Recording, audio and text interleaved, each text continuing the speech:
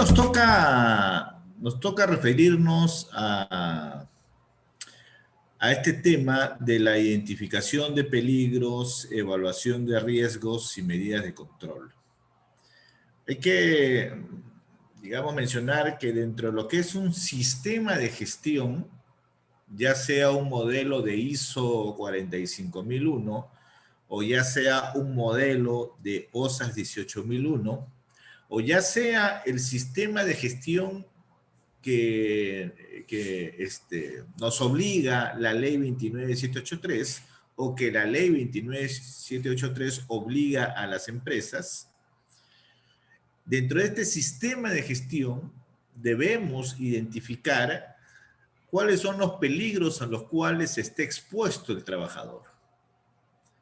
Porque identificando, conociendo los peligros a los cuales está expuesto el trabajador, vamos a poder tomar medidas para poder controlar los riesgos de que el personal pueda sufrir un accidente o que el personal pueda desarrollar algún tipo de enfermedad.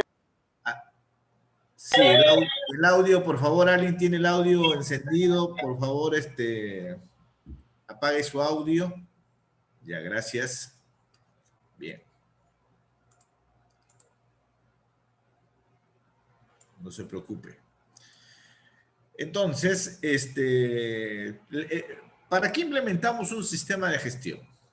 Implementamos un sistema de gestión para alcanzar un objetivo. ¿Cuál es ese objetivo? El de prevenir accidentes y el de prevenir enfermedades. Ese es el objetivo, esa es la finalidad por la cual implementamos un sistema de gestión. Pero para poder alcanzar ese objetivo, para poder alcanzar esa finalidad de prevenir, entonces primero debo identificar a qué está expuesto mi personal. Y esa identificación tiene que estar referida a las funciones que realiza el personal, a las tareas que realiza el personal y a los puestos de trabajo específicamente.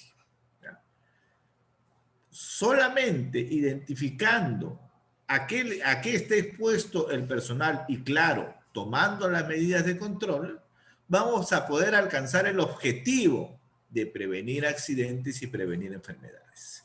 Entonces, hoy vamos a referirnos a este tema de la prevención de los accidentes y de la prevención de las enfermedades a través de la identificación de los peligros, a través de la evaluación de los riesgos y las medidas de control. Vamos a ver la definición de lo que es el peligro, el riesgo, una metodología para poder identificar peligros y evaluar los riesgos.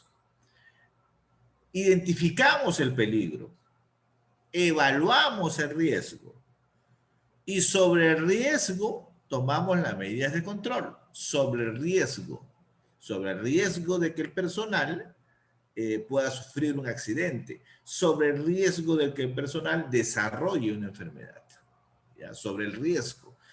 Y dentro de esta evaluación de riesgo, tenemos que calcular lo que se llama la magnitud de riesgo. Porque resulta pues que en una organización, ¿cuántas tareas se realizan? Estas cuántas tareas se realizan también va a estar en función al proceso que desarrolla la organización, va a estar en función a cuántas personas también hay dentro de una organización. Cada una de ellas realizará alguna función o alguna tarea específica, ocupará por lo tanto un puesto de trabajo. Entonces, en ese puesto de trabajo debemos identificar a qué está expuesto, a qué peligro me refiero. ¿Cuál es el riesgo de que este trabajador se accidente? ¿Cuál es el riesgo de que este trabajador desarrolle una enfermedad profesional, como consecuencia de las condiciones de trabajo en las que estos trabajadores se desempeñan? Esa magnitud de riesgo me va a permitir priorizar mis medidas de control. Porque en una empresa puedo tener, pues, ¿cuántas tareas? Puedo tener tareas como puestos de trabajo también, ¿no? Puedo tener 20 trabajadores, en cada trabajador, en un puesto de trabajo que desarrolle, hay tareas específicas también. ¿Cuáles son los peligros en esas tareas que tiene que desarrollar? Ahora, si son 20 trabajadores, por decir una cantidad solamente, y cada uno está expuesto a unos peligros específicos y riesgos también, por lo tanto, ¿cómo priorizo? ¿Cuál el trabajador 1, el trabajador 15, el trabajador 20? ¿Cómo priorizo las acciones que debo ejecutar para alcanzar el objetivo de prevenir accidentes?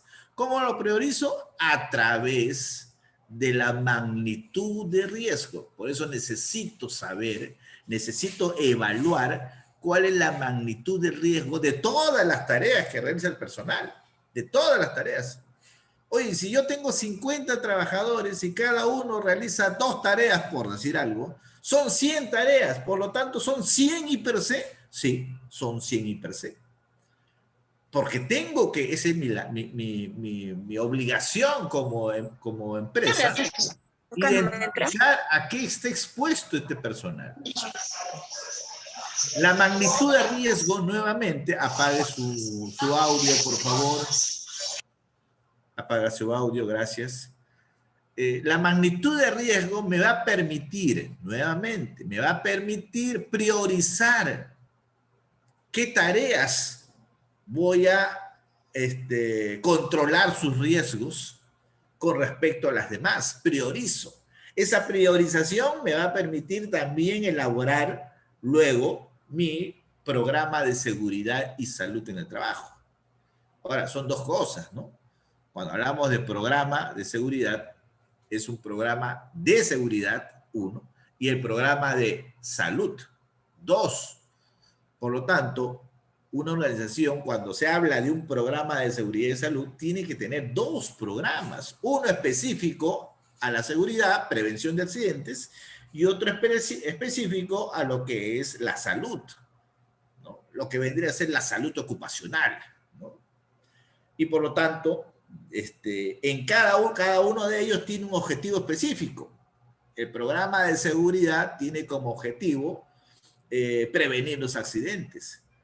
Y por lo tanto, este programa de seguridad tendrá una serie de actividades que tiene que desarrollar a lo largo del año para alcanzar dicho objetivo. El programa de salud, cuyo objetivo es prevenir enfermedades relacionadas con el trabajo o relacionadas con las condiciones de trabajo, va a tener también una serie de actividades que tenemos que desarrollar a lo largo del año para alcanzar dicho objetivo. Entonces son 2 programas, ¿ya? Que lo juntamos y bueno, tendríamos el programa de seguridad y salud de la organización, pero son 2, ¿ya? Entonces eso es lo que nosotros vamos a desarrollar hoy en este módulo sobre IPRC. Los modelos de sistemas de gestión que conocemos, tanto ISO 45 como OSAS 18, el IPRC forma parte de la primera etapa de estos sistemas de gestión, ¿no? Sabemos ya que un sistema de gestión, el esquema de un sistema de gestión está dividido en 4 partes. La primera es la planificación. No olvidar que el objetivo es la prevención.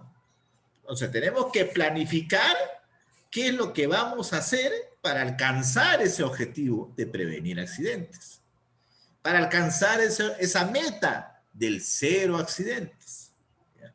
Entonces, dentro de lo que es la etapa de planificación para alcanzar los objetivos de prevención, está la de identificar a qué cosa está expuesto el personal. Cuando me refiero a qué cosa, me estoy refiriendo pues a qué peligros, ¿no? ¿Qué peligros están presentes en las tareas que realiza nuestro personal? Lo identificamos. Luego tenemos que determinar cuál es el riesgo asociado a ese peligro. Por ejemplo,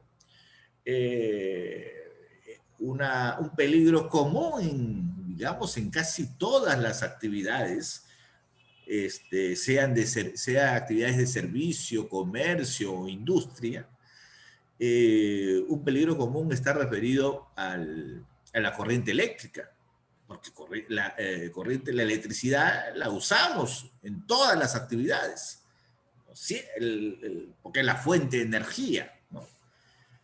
Entonces, la electricidad es un peligro que hay dentro de las tareas que realiza el personal. Si yo soy un personal que utiliza un equipo eléctrico portátil, llámese, por ejemplo, un taladro, o soy un personal que utiliza una computadora, ¿por qué no? Es un equipo eléctrico, un equipo que funciona con electricidad. Y dentro de mi ambiente de trabajo hay cables sueltos, ¿no? Entonces, el peligro de electricidad va a estar presente. Lo que vamos a tener que evaluar es el riesgo.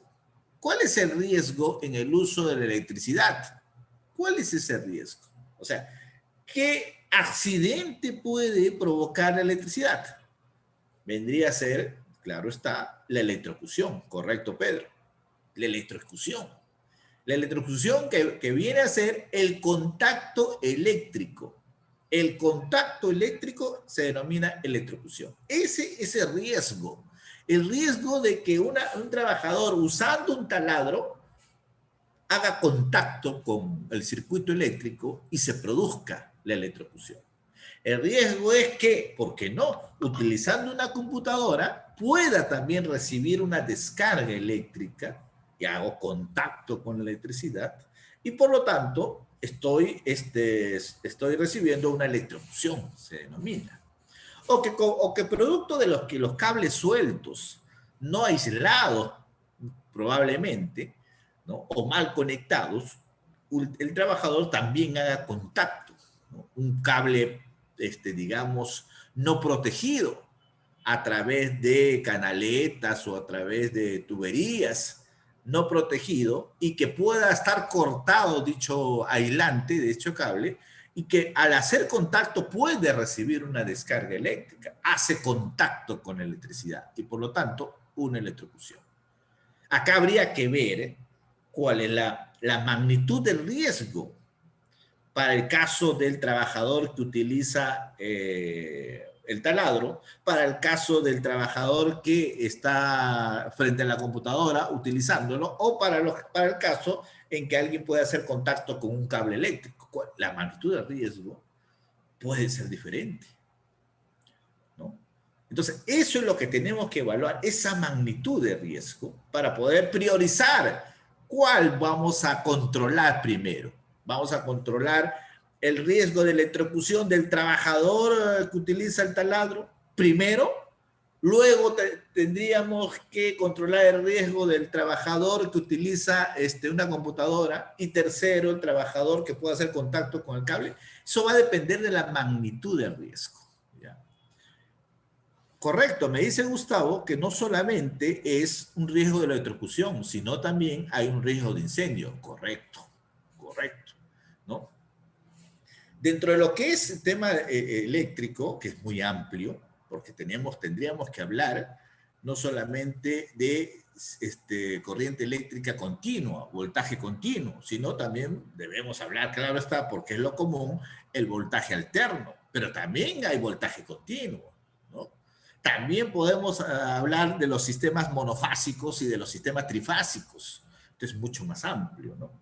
Pero en términos generales, sí, podemos decir que los riesgos del uso de la electricidad están referidos a la electrocución como como riesgo más común. El segundo, el riesgo de incendio. Y hay un tercero, que es el de arco eléctrico, ¿ya? Pero que este tercer riesgo aparece o está presente en aquellos sistemas en los que el voltaje es mayor, ¿no? Porque hay, digamos, el voltaje de 220 voltios, que es la que conocemos, ¿no? Hay un voltaje que es mayor a los 220 voltios, ¿no? Media tensión y alta tensión, que le decimos. En media y alta tensión es donde aparece este riesgo de arco eléctrico. Y el arco eléctrico trae como consecuencia no solamente quemaduras, puede traer como consecuencia, y generalmente así sucede, el fallecimiento del trabajador, ¿no? Busquen ahí en Google, hay varios, digamos, hasta videos con respecto a este fenómeno de arco eléctrico, ¿no? Y cómo se produce esto. ¿Ya? Entonces, cada puesto de trabajo tiene una magnitud de riesgo que tenemos que evaluar. Para en función a ello vamos a poder priorizar dichas acciones.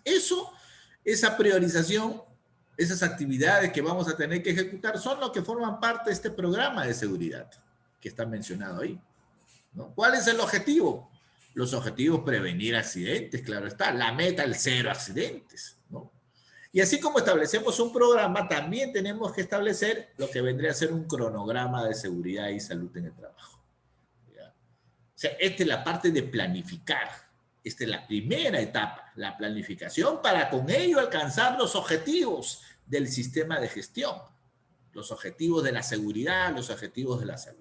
Entonces, todo está se basa en lo que es el I+C, ¿no? Entonces, la electrocución va a tener como consecuencia, probable consecuencia, la quemadura, primero, segundo, tercer grado, o también el fallecimiento del trabajador. El uso de la electricidad también tiene un riesgo, habíamos dicho, un riesgo de incendio, ¿no? Ya es un riesgo relacionado con el daño a la infraestructura, ¿ya? Y el arco eléctrico también tiene una consecuencia, pero que está relacionado con la persona. De ahí va a venir, ¿no? Luego las medidas de control, ¿no? ¿Cómo controlamos el riesgo de electrocución? ¿Cómo lo controlamos? ¿Cómo controlamos el riesgo de incendio? ¿No? Sabemos que dentro de las medidas de control que vamos a tener que definir están aquellas orientadas a eliminar, dice el peligro. ¿Cuál es el peligro? La electricidad. ¿Podemos eliminarla? No, porque tenemos que hacer uso de la electricidad hasta que tengamos otra fuente de energía, ¿no? Pero mientras usemos esta fuente de energía, entonces no podemos eliminar el uso de la electricidad y por lo tanto no podemos eliminar ese peligro. Porque si eliminamos ese peligro, ya no hay riesgo. La otra medida de control está referido con la sustitución, efectivamente. Sustituir la electricidad por alguna otra fuente de energía. En algunos casos, para ciertas cosas, ya está el gas natural, por ejemplo, ¿no? La que puede suplir como fuente de energía a lo que es la electricidad. En algunos casos, no siempre. La tercera medida de control está referido ya a un diseño de ingeniería. La cuarta, a un control administrativo. Y la quinta, a los equipos de protección personal. Me voy adelantando esto porque quiero, ya que estamos tocando el tema de electricidad, la medida de control de ingeniería para todo sistema eléctrico, para todo circuito eléctrico, para poder reducir el riesgo de electrocución, está referido a qué? A estos llamados, a esta llamada llave diferencial. En casa todos debemos tener un tablero eléctrico donde está nuestra llave diferencial y también está nuestra llave termomagnética. Cada una de ellas ha sido diseñada para controlar un riesgo específico.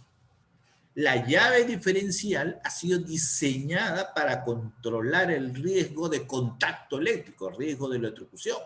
La llave diferencial, ¿no? En el caso, por ejemplo, de un trabajador que está utilizando un taladro, si ocurre un cortocircuito, la corriente eléctrica tenderá su camino hacia tierra, pasando probablemente por el cuerpo de la persona. Esa electricidad está saliendo del circuito y se va a tierra, pero por el cuerpo de la persona. Entonces, la cantidad en un circuito eléctrico, la cantidad de electricidad, o sea, los amperios, la cantidad de electricidad que ingresa es igual a la cantidad de electricidad que sale, ¿no? Por lo tanto, la diferencia en cuanto a la cantidad de electricidad que ingresa y que sale es cero. La diferencia siempre tiene que ser cero. Oye, si no es cero, quiere decir que hay una parte de esa electricidad que ha ingresado que se está yendo por otro lado. Y eso es lo que hace esta llave diferencial. Diferencia eso, hace una diferencia en cuánto es la cantidad de corriente que ingresa y cuánto es la cantidad de corriente que sale. Mientras sea esa diferencia cero, la llave sigue permitiendo el ingreso de la electricidad. Pero cuando detecta esa llave que la cantidad de electricidad no es la misma, es diferente de cero, entonces ese circuito se cierra. Se abre el circuito. Se abre el circuito. La llave se abre. Y con eso impide que siga ingresando corriente eléctrica. Y eso va a hacer que la persona que está recibiendo la descarga sea liberada, ¿no?, de esa electrocución, sea liberada. Y con ello salvamos la vida a la persona. En el caso de la llave termomagnética, también ha sido diseñada, es una medida de control, de diseño de ingeniería que ha sido diseñada para controlar el riesgo de incendio. En un cortocircuito, que es la causa más común de incendios, una de las características que hay en un cortocircuito es que el calor producido por el cortocircuito aumenta considerablemente. La intensidad de corriente aumenta también considerablemente. Y sabemos que existe una relación entre campo electromagnético, campo magnético, que el incremento del campo electromagnético está directamente proporcional o es directamente proporcional al incremento de la intensidad de corriente. Cuanto aumenta la intensidad de corriente producto del cortocircuito, el campo electromagnético también aumenta. Por eso se diseñó esta llave termomagnética. Termo detecta calor, magnética detecta incrementos de campos, ¿no?, incrementos de campos electromagnéticos. Y por lo tanto, al detectar estos incrementos, esta llave también se abre. Entonces, esos dos son casos específicos de diseños de ingeniería como parte de las medidas de control para poder reducir el riesgo de electrocución y para poder reducir el riesgo de incendio. ¿Ya? Bien, eso es lo que nosotros vamos a tener que revisar el día de hoy. Ahora, nos dicen que tenemos que identificar peligros y evaluar riesgos y tomar las medidas de control, ¿correcto? Pero, ¿de qué? De todas las actividades que desarrolla la empresa, de todas las tareas que también desarrolla el personal, en general, de los procesos que realiza la organización. Pero, ¿y cómo voy a hacer este tema de levantar esa información de qué peligros hay? Ingreso a la empresa y ¿qué? Me dirijo hacia el lado derecho, hacia el lado derecho. ¿Dónde empiezo con esto? De la identificación de peligros. Es ahí donde tenemos que tener en claro que para poder levantar la información en forma ordenada, tenemos que seguir la misma secuencia del proceso productivo, del proceso de servicio o del proceso de comercialización que realiza la organización. Toda empresa que ha sido, digamos, constituida, ha sido constituida para elaborar de repente algún producto, o ha sido constituida para poder comercializar algo, o para brindar un servicio, ¿no? Servicios en general, ¿eh? Puede ser servicios médicos, puede ser servicios de consultoría, servicios en general, y comercialización también de productos en general. La organización para poder elaborar ese producto, comercializar digamos, también un material o un equipo, o para poder brindar un servicio, todo eso lo hace en forma ordenada, siguiendo una secuencia. Esa secuencia se llama proceso. ¿Ya? Y por lo tanto, tenemos que conocer el proceso que realiza la organización. El proceso.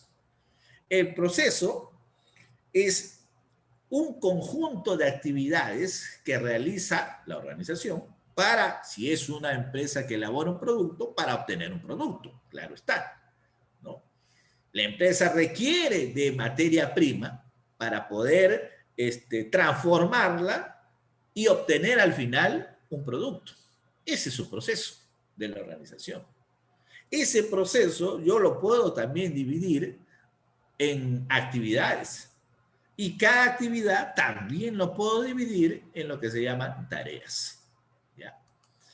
Entonces, un ejemplo de lo que vendría a ser no solamente el proceso de elaboración de algún producto o servicio, sino que acá ya estamos mostrando ya el conjunto de los procesos que toda organización realiza. Y a ese conjunto se le llama mapa de procesos. Entonces, lo que debemos conocer es el mapa de procesos de la organización.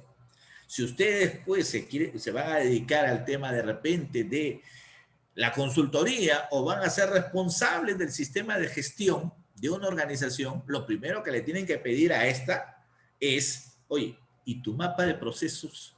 Necesito conocer tu mapa de procesos. Ese mapa de procesos, como lo vemos ahí en la pantalla, está conformada por el llamado proceso principal, el que está en medio. El proceso principal o de valor. Se denomina de valor porque es la que le otorga recursos económicos a la organización. Básicamente, para eso se ha creado una organización, para seguir ese proceso, llamado proceso principal, ¿no? Forma también parte de este mapa de procesos el llamado proceso de apoyo. Todo proceso principal requiere de un proceso de apoyo. ¿Ya? Por ejemplo, si yo soy una empresa textil, mi proceso puede estar referido a elaborar pantalones jean, por ejemplo, ¿no? Ese es mi proceso. El producto va a ser el pantalón jean. Pero para poder obtener el pantalón jean, la materia prima tela ha tenido que transformarse para al final obtener el producto, ¿no? Esa transformación, ese proceso de transformación es el que debo conocerla.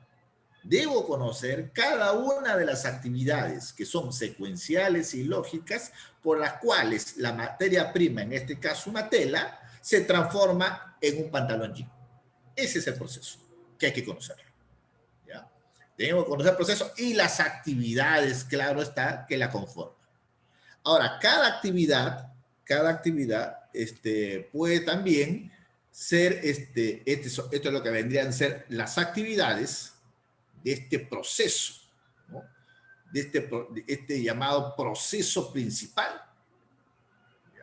¿Ya? Este proceso principal está conformado, por lo tanto, por estas actividades, las cuales son secuenciales y lógicas, y al final obtendré lo que vendría a ser mi producto o servicio. Ahora, cada una de estas actividades se puede subdividir en tareas. Cada una de ellas se puede dividir en sus tareas. Sí, deben llevar un curso sobre mapa de procesos, ¿ya? Más que un libro, deben llevar un curso sobre mapa de procesos. Resulta pues que es probable que encuentren muchas organizaciones en las cuales no tienen esto. Y para que usted implemente un sistema de gestión necesita conocer este mapa de procesos. Entonces lo único que le va a quedar es que usted elabore ese mapa de procesos. ¿Ya? Pero no es complicado, ¿no? Ahora, inicialmente hay que elaborarlo de tal forma de no nos complicarnos tanto, porque los mapas de procesos pueden tener subprocesos. Las actividades pueden tener subactividades. Y esto se puede digamos, ampliarse de tal forma que podría ser muy, digamos, complicado. ¿Ya? Entonces, al principio hay que hacerlos en términos generales. Recordar que tanto ISO 45001 como OSA 18, la forma en la que basan su sistema de gestión es en procesos. ISO calidad también, 9001, se fundamenta en los procesos que realiza la organización, ¿no? ISO 14001, referido a la gestión de la protección del medio ambiente, también está referido a los procesos.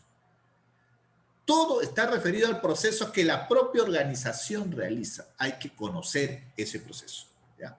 Entonces, mencionábamos pues que un proceso está conformado por diversas actividades secuenciales y lógicas para obtener un producto o servicio o comercializar algo.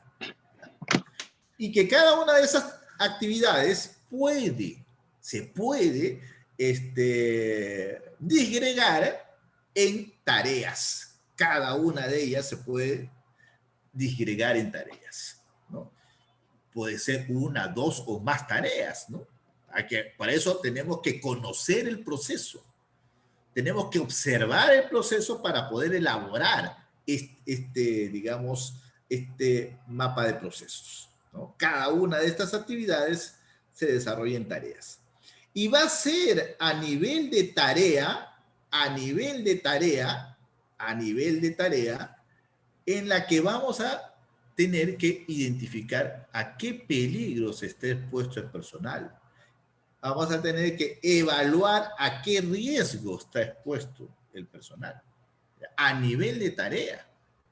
Oye, eso significa pues que si yo en mi empresa hay, mi organización realiza pues, como 30 tareas, 40, 50 tareas. ¿En cada tarea tenemos que identificar peligros y evaluar riesgos? Sí. Este es el trabajo más, digamos, engorroso que tenemos dentro del sistema de gestión. Y es la base para todos.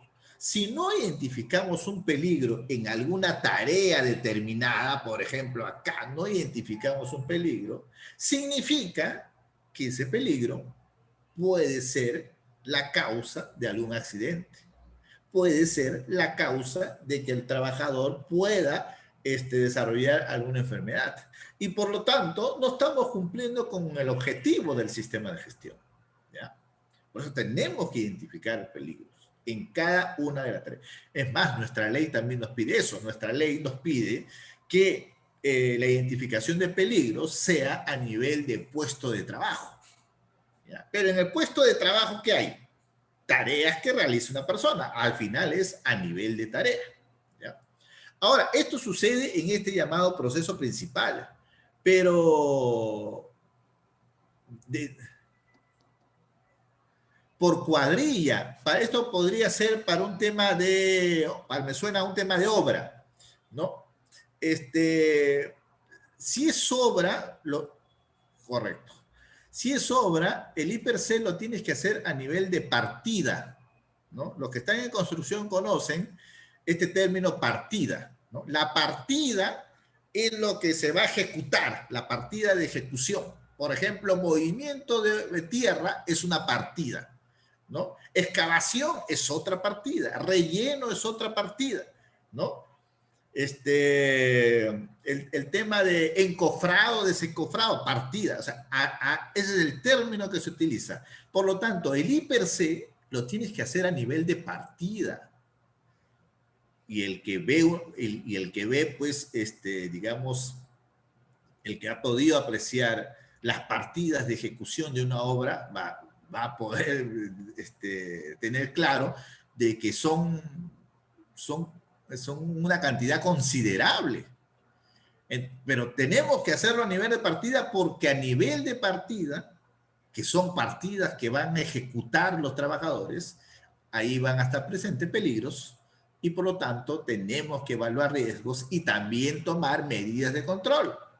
¿Ya? Entonces, la recomendación es por partida. ¿Ya? En el caso de obra, lo que van a tener que solicitar es el presupuesto de la obra, porque en el presupuesto de obra ahí están detalladas las partidas con sus metrados y sus costos unitarios también, ¿no?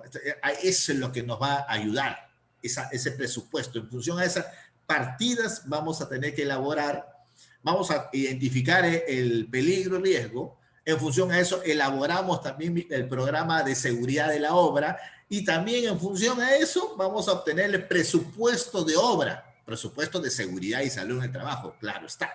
¿Ya? Ese es el camino que hay que seguir. ¿Ya? Eso hoy en día lo piden en las obras, ¿no? No hay obra hoy en día en que no tenga una partida específica o un presupuesto específico para la seguridad y salud en el trabajo, ¿no? Eso ya desde el estudio definitivo se da. Pero así como en el proceso principal tenemos actividades y tareas, también tenemos algo que se llama procesos de apoyo. Por ejemplo, una actividad, si yo soy una empresa que hace que hace pantalones jean, una actividad podría ser el corte y confección, ¿no? Por acá puedo poner corte y confección. Esa es una actividad. El diseño será otra actividad. Los acabados serán otra actividad, ¿no? La materia prima que ingresa a la empresa es otra actividad. No se preocupe, José Luis, ¿no? El almacén de producto terminado es otra actividad. ¿Ya? Pero corte y confección forma parte del proceso principal. Pero para cortar, ¿qué necesito? Para cortar necesito equipo. De repente, el corte puede ser manual, de repente, ¿no? Pero también puede ser mecánico. Para la confección necesito equipo, salvo que sea manual, pero generalmente es mecánico. O sea, requiero de maquinarias o equipos. ¿Quién se encarga en una organización de maquinarias y equipos? Se encarga logística. Pero logística forma parte de lo que se llama proceso de apoyo. ¿En logística hay personal? Sí. ¿Ese personal está expuesto a peligros y riesgos? Sí. Por lo tanto, también debo considerar las tareas dentro de lo que es logística. Y tengo que contratar personal para lo que es corte y confección, para lo que es almacén, para lo que es acabados. Tengo que contratar personal. Por lo tanto, la contratación de personal es una función que lo lleva a cabo el área de recursos humanos. Y recursos humanos, por lo tanto, también forma parte de esto que se llama procesos de apoyo. ¿Ahí hay personal? Sí, hay personal. ¿Ese personal puede estar expuesto a un peligro? Sí. De repente, tanto logística como recursos humanos, ¿no? Hablando ahorita solamente de recursos humanos, el personal de recursos humanos estará frente a una computadora probablemente. Ya pues, tendremos que ver los peligros a los cuales puede estar expuesto ese personal que trabaja frente a una computadora, ¿no? La altura del monitor, el espacio de trabajo, el asiento, esos que están relacionados ya a los que se denominan peligros disergonómicos. Y tenemos que considerar, de repente la iluminación no es la adecuada, o el ruido, esos son peligros que están dentro de esta tarea que es la que desarrolla el área de recursos humanos. Hay peligros también ahí, ¿no? Y como también necesito conocer sobre si la organización tiene la capacidad para hacer las compras o cómo debe hacer las compras. Por lo tanto, yo requiero de una área de contabilidad y finanzas, la cual también forma parte de este proceso de apoyo. Y ahí hay personal también. Entonces, acá también voy a tener que identificar peligros, evaluar riesgos y tomar medidas de control. Acá, en cada una de ellas. Para eso necesito el mapa de riesgos, ¿no? Me dicen, en una obra de construcción, ¿cuál es el proceso de apoyo? Proceso de apoyo, por ejemplo, para una obra de construcción es el servicio de vigilancia. Eso es apoyo. El servicio de hoy en día, porque así, dada la situación que nos encontramos, tenemos que darle alimentación en la obra a la gente. No podemos dejar que la gente salga fuera de la obra ya, ¿no? Entonces, en la obra hay que darle alimentación y por lo tanto, la alimentación forma parte de lo que vendría a ser un proceso de apoyo, ¿ya? En la construcción tenemos también nuestra logística, ¿no? Porque hay construcción, necesitamos comprar fierro, cemento y todo eso. La logística es también un área que forma parte del proceso de apoyo para la construcción. Logística es apoyo, la contabilidad, la administración, eso es apoyo, mantenimiento, como bien lo dice Pedro, eso es apoyo también. El proceso constructivo, que es el proceso principal, está conformado por todas aquellas actividades necesarias para, digamos, si fuese una edificación, para que obtener la edificación. O es una carretera para que la carretera esté culminada. O un puente para que el puente esté terminado. Las actividades van desde, digamos, desde el trazo y replanteo, movimiento de tierras, excavaciones, obras de concreto y todo eso, y acabados para no ser la larga, y para obtener la edificación. Ese es el proceso. Ese es el proceso que se requiere. Claro, está cada uno conformado por diversas actividades. El resto, logística, es apoyo. Mantenimiento, apoyo. Alimentación, apoyo. Procesos de apoyo. Y en cada una de ellas también hay personal. ¿Ya? Y vamos a tener que identificar peligros en cada una de esas tareas. Pero esto no queda ahí, porque dentro de todo proceso, o dentro de todo mapa de procesos, hay un proceso que está referido a la gestión, donde está la gerencia, donde está el responsable del sistema integrado de gestión, donde si es un tema de producción, control de calidad. En obra, por ejemplo, también hay control de calidad, ¿no? ¿Qué es control? Hay que también definir ciertos términos, ¿no? En calidad hay 3 términos muy puntuales y específicos. El control de calidad, que es el primer concepto de la calidad. Luego hay un segundo concepto de calidad, que es el aseguramiento de la calidad. Y luego hay un tercer concepto, que es la gestión de calidad. ¿Ya? Y en cada uno de ellos tengo personal. Para control de calidad, tengo personal, que es el que va a verificar eso, ¿no? El control de calidad, ojo, está referido al producto final. Todo aquello que haces antes del producto final no se llama control de calidad. Eso se llama aseguramiento de la calidad. ¿Ya? Y la gestión de calidad implica desde los proveedores hasta la satisfacción del cliente. Todo el conjunto. ¿Ya?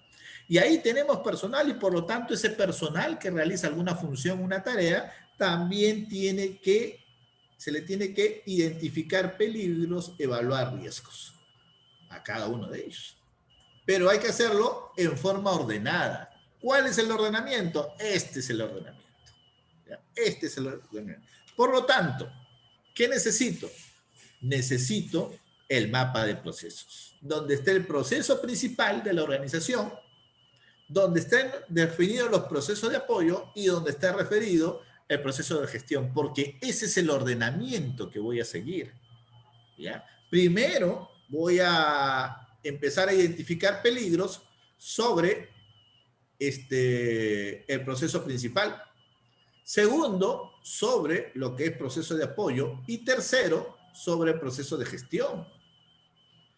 Y a la hora que hago el proceso principal, la forma de levantar la información va a ser así, tomando en cuenta esto de primero, la primera actividad. Luego identificamos peligros acá, en esta actividad. Luego nos iremos acá, a la actividad 2, y luego a la actividad 3, en función a cuántas actividades tenga, claro está, el proceso, ¿no? Ahí vamos a empezar a identificar peligros, ¿ya? Luego pasaremos a logística, recursos humanos, contabilidad, luego a la parte de la gestión. para tener un ordenamiento. Tienen que seguir este ordenamiento porque si no, en el momento en que tengan tanta información, esto va a ser pues un dolor de cabeza. ¿Ya? El ordenamiento en el sistema de gestión es importante. Las secuencias lógicas es importante mantenerlo. Específicamente, ya dentro de lo que es un proceso, por ejemplo, acá yo puedo hablar de un proceso que es la elaboración de pantalones jean, por ejemplo, ¿no? Elaboración, pantalones jean. Van a disculpar un poco la letra. Estoy acostumbrándome a este nuevo sistema. Ese es el proceso que realiza una organización. Elabora pantalones jean. Entonces, ¿cuál es su proceso? ¿Cuáles son esas actividades que conforman el proceso de elaborar pantalones jean? Más tardado por materia prima, porque mi proveedor me tiene que traer la materia prima. En el momento en que empieza la descarga, ya esa descarga es una tarea o una actividad que tiene que desarrollar, que está desarrollando la empresa. Y hay que llevar esa materia prima a almacén. Entonces yo puedo definir como almacén de materia prima como primera actividad. Como segunda actividad, el diseño del pantalón. Segunda actividad. Pantalón, ¿qué característica va a tener? A media cadera, rasgado, qué sé yo, ahora que hay tantas posibilidades, ¿no? Ahí está un área de diseño, y en el área de diseño habrá un especialista, un diseñador, ¿no? Y como tercera actividad sería corte y confección. Corte y confección. Ya en el diseño, no solamente salió el diseño, sino salió también el tema del molde. Molde, en función al molde que se va a hacer el tema del corte. El corte de la confección. Y de ahí pasa a otra actividad que es acabados. La cuarta actividad, acabados, ¿no? Y la quinta ya es donde llega el producto terminado, almacén de producto terminado. Ese es el proceso de esta organización. Entonces, en almacén de materia prima, esa actividad, almacén de materia prima, lo tengo que dividir o tengo que conocer qué tareas se realizan en esta actividad almacén de materia prima. Hemos dicho que viene nuestro proveedor y nos trae la materia prima que es la tela. Vendrá pues la tela en fardos, ¿no? Rollos de tela probablemente, ¿no? Por lo tanto, la primera tarea, ese es el ordenamiento, la primera tarea, ¿cuál es? La descarga. La descarga. La descarga de la materia prima. Esta es la primera tarea. Descarga. Ahora, descargan la materia prima del camión, por ejemplo. Una vez que lo descargan, lo tienen que llevar hasta el propio almacén. Transporte de la materia prima. Y una vez que llega al almacén, ya lo almacena propiamente. Entonces, esa sería una tercera también, el almacenamiento, ¿no? Propiamente dicho, de la materia prima. Y una vez que ya estoy definiendo cuáles son las tareas que se realizan en cada una de las actividades, empiezo a definir cuáles son esas tareas, ya luego voy a empezar, una vez teniendo esto, ya empiezo a identificar qué peligros hay en esas tareas. Por ejemplo, a ver, díganme ustedes, en la descarga de materia prima, póngale rollos de, ya, digamos, de 30 kilos, pongamos así, rollos de tela de 30 kilos. Esa es la tarea que va a realizar personal de la organización. En esa tarea de descargar la materia prima en rollos, ahora la descarga, alguien me puede decir, no, pero la descarga puede ser a través de un cargador hidráulico. Sí, pero también puede ser manual. Entonces hay que definir si la descarga es manual o con equipo, cargador hidráulico. Pongamos que sea con la descarga sea manual. En la descarga manual, rollos de 30 kilos, díganme ustedes, ¿qué peligros hay?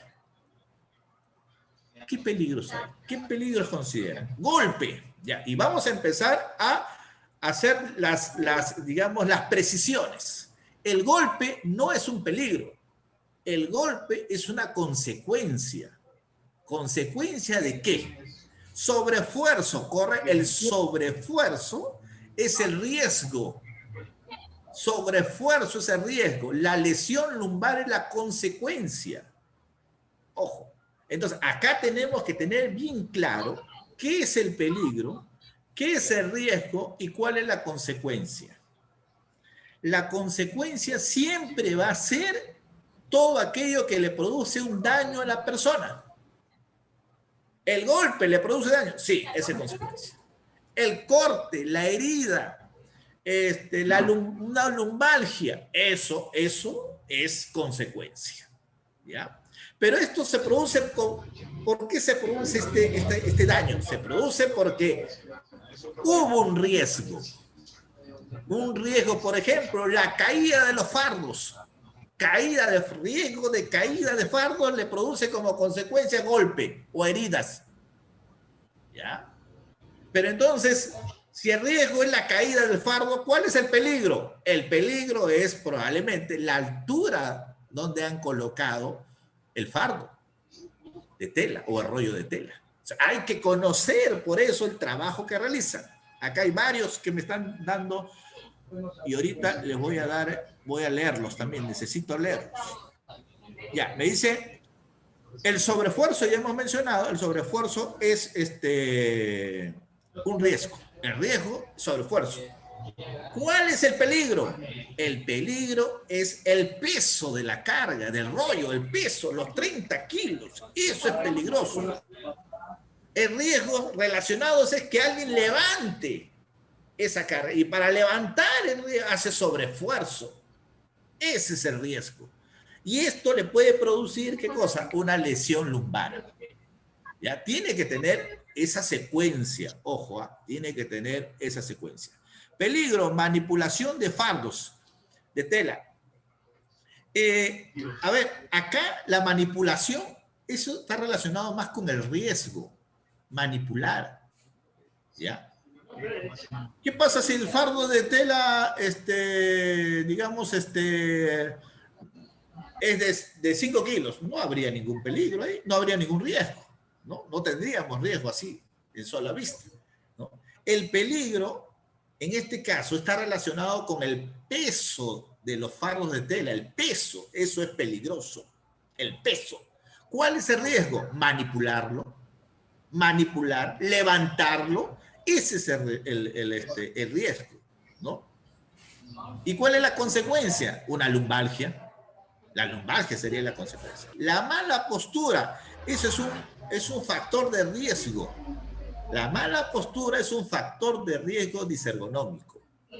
¿Y cuál es el peligro? Digamos, el peligro puede estar relacionado, habría que ver cómo es la tarea, pero yo me imagino, por ejemplo, la ubicación de la carga.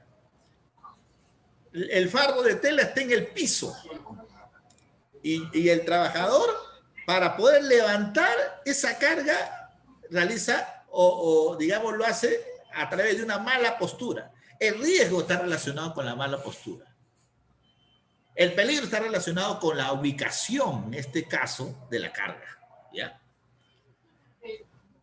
Riesgo sobre esfuerzo, correcto. ¿No? Peligro, dice, el rollo de material, correcto. El rollo, más que el rollo, el peso del rollo. O sea, hay que tratar de ser muy, digamos, muy puntual. El peso es en este caso. O las dimensiones, puede ser, ¿no? Habría que ver cuáles son esas dimensiones. ¿Ya? ¿Qué es lo que le puede producir daño? Eso es peligroso. ¿El rollo le puede producir daño o el peso del rollo? O las dimensiones del rollo es el que puede producir el daño. Esa es la definición de peligro. Peligro es todo aquello que puede producir daño, puede producir daño. El riesgo, el sobreesfuerzo, correcto, y la consecuencia es la lesión lumbar. Muy bien, Manuel. ¿No? Y me dice, peligro, piso resbaladizo, correcto. Piso resbaladizo es peligroso. ¿Cuál es el riesgo?